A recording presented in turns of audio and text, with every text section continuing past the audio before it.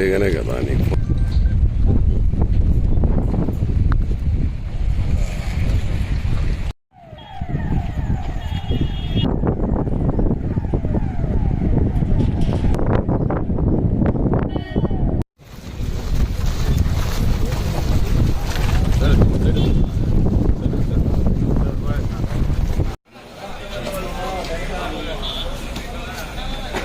మేము కూడా ఎవరు పొలిటికల్గా ఎవరిని ఎంటర్టైన్ చేయడం, ఎందుకంటే దీని వల్ల వేరే విధంగా తీసుకొని పోతాం కదా.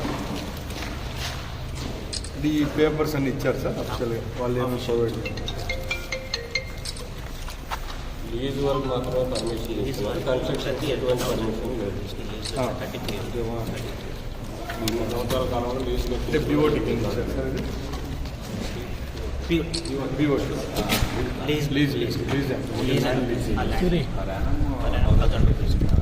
మళ్ళీ దీన్ని మార్టిగేజ్ చేసుకోవాలి ప్లాజా.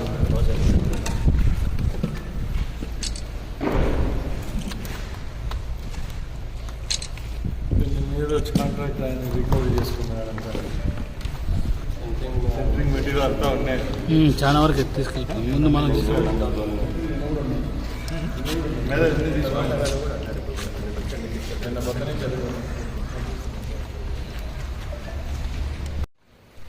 మాకు పైన అయితే క్లియర్గా చెప్పారు సార్, అయితే చెప్పారు అంటే మనము ఏది చేతుల్లోకి అయితే తీసుకోవద్దండి, మనకు ఇక్కడ ఏమేమి ఉన్నాయో మా తరఫున రిప్రజెంటేషన్ ఇవ్వండి కలెక్టర్కు మీకు ఇస్తాం.